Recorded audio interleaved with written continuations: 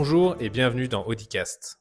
Dans chaque épisode, nous plongeons dans les enjeux et les innovations des réseaux sociaux qui transforment notre manière de communiquer. Que vous soyez un professionnel ou un passionné, nous avons hâte de partager avec vous les coulisses des réseaux sociaux en constante évolution. Prêt à explorer ? C'est parti.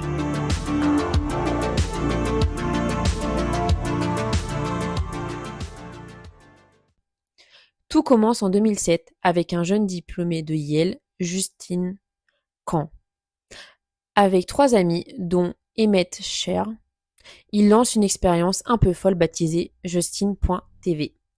Le principe, Justin porte une caméra H24 et retransmet sa vie en direct sur Internet. C'est là le live casting, bien avant les vlogs ou les stories. L'idée amuse, fascine, mais ne décolle pas vraiment.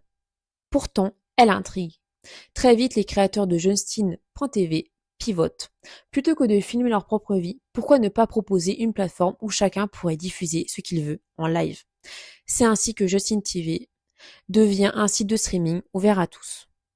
Mais un usage particulier retient leur attention, les joueurs de jeux vidéo, qui utilisent la plateforme pour partager leurs parties, commenter, discuter, interagir en live. Et en 2011, face à l'essor de ce segment, les fondateurs créent une nouvelle branche dédiée, Twitch.tv. Twitch s'adresse d'abord à une niche, les gamers passionnés. On y diffuse des sessions de League of Legends, StarCraft, World of Warcraft ou plus tard Fortnite. Mais très vite, ce qui retient l'attention, ce n'est pas le jeu en lui-même, c'est l'ambiance. La personnalité du streamer, le ton du chat, les blagues internes, les moments de tension ou de joie partagés en temps réel. Twitch devient un média communautaire, où les spectateurs ne sont pas passifs, mais partie prenante de l'action. On assiste à la montée en puissance de stars du live comme Ninja, Pokimane, Gotaga en France, ou encore XQC. Mais Twitch ne reste pas cantonné au gaming. En quelques années, la plateforme s'ouvre à d'autres formats. Discussions, musique, cuisine, politique, talk show, ASMR et même du sport. En 2020, en pleine pandémie, Twitch explose. Artistes, journalistes et citoyens lambda y trouvent un espace vivant et interactif, loin du format figé de YouTube ou de la frénésie de TikTok.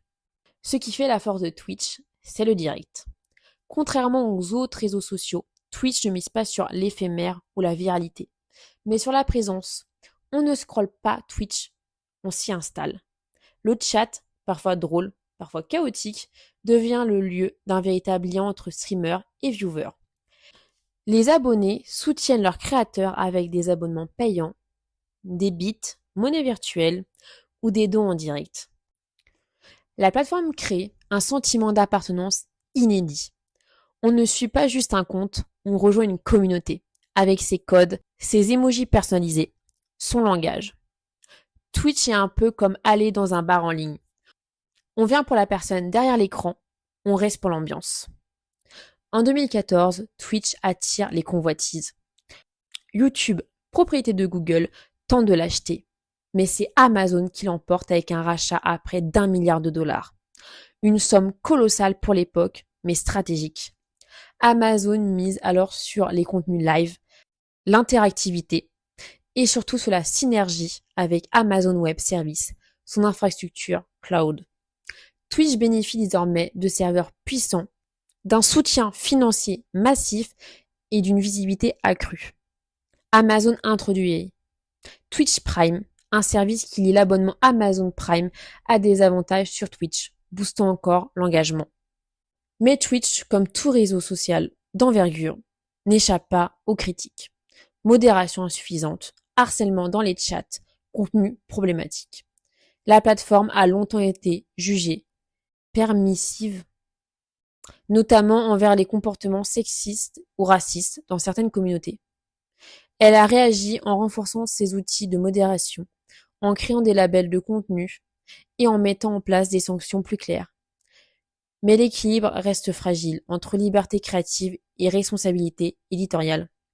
Twitch n'a pas seulement créé un format, il a contribué à forger une nouvelle culture numérique. Celle du live first, du contact direct, de la transparence brute. La plateforme est désormais utilisée par des politiciens, Souvenez-vous du AOC, joint à Among Us, des ONG, des médias et même des institutions publiques.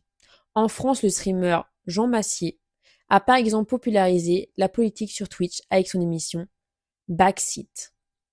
Les marques aussi s'y intéressent, mais doivent s'adapter à un ton beaucoup plus spontané, incarné, authentique que sur les autres réseaux.